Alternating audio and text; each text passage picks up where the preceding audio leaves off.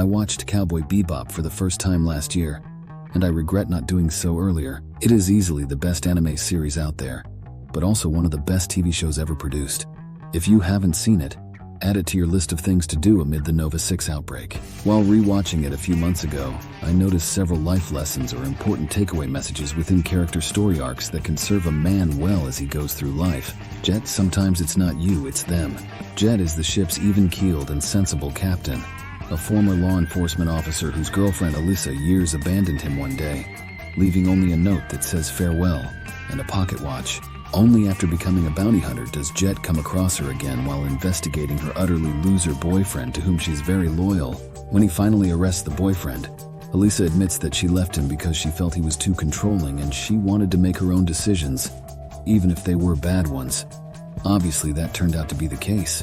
Jet, of course, has spent the entire episode trying to figure out what he did wrong, but the reality is that the problem wasn't him. People can point fingers at Jet for his tendency to treat everyone like he's their father.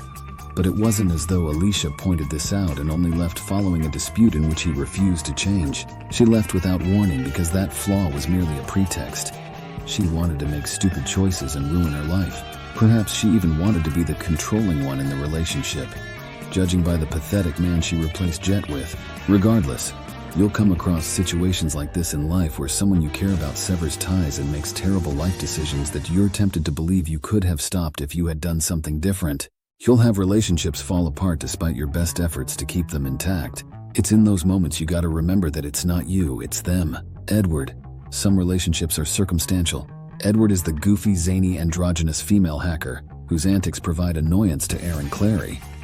Spike Spiegel, and the rest of Bebop's crew. She joins them after an encounter on Earth. Since her only family was her father, who left her at an orphanage, a seemingly carefree goofball, she stays with the crew almost until the end of the series, when she encounters her father again. Even though he can't remember her name or whether she's a girl or not, she ends up leaving Bebop crew, which has always been loyal and true to her, to join her absentee father. You'll have people, not exactly like Edward, in your life. They will come and stay for a while, but they won't be there forever. What brought you together was circumstance, and when those change, you will part companies.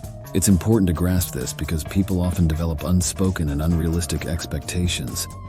They see a lifelong companionship with someone who doesn't reciprocate. When that person finally leaves, there's anger and disappointment. Enjoy their presence while it lasts, but don't expect it to last forever. Faye, home is where you belong. Whereas others in the show are running from their past, Faye spends the entire season trying to discover hers. After being cryogenically frozen for 70 years, Faye wakes up and has no memory of who she is or where she comes from. Much of her story arc is about tracking down whatever she can find that might reveal clues about it. Eventually, she gets her memory back, and in the final episode she admits that there's nothing to go back to. Even prior, she had left Bebop only to return when she realizes it's the only place she has. That's because home is where you belong. And only on the Bebop does Faye have a sense of belonging. The term "make yourself at home" means make yourself feel like you belong here. Faye doesn't have to explain herself to them, nor does she feel as though there's something wrong with her. Elsewhere in the galaxy, Faye is useful or even desired, but she doesn't belong there. Home may not be the greatest place in the world. It may be all bell peppers and no beef, but that sense of belonging overrides all other shortcomings. Home may not be where you were born or even be a specific fixed position. Wherever you belong is home, and nothing can replace it. Spike, don't let your past define you. Before he became a bounty hunter, Spike was a hitman for the Red Dragon Syndicate. He falls in love with a fellow gang member's girlfriend, Julia, and plans to marry her and run off together. The plan falls apart, and ultimately he fakes his death and parts ways with Julia, joining Jet on the Bebop. The problem is that through all that time, Spike never let go of the past. Regardless of his adventures with the Bebop crew, he is still tied to Julia. His unwillingness to let go of the past draws him back into what he knows is tragedy.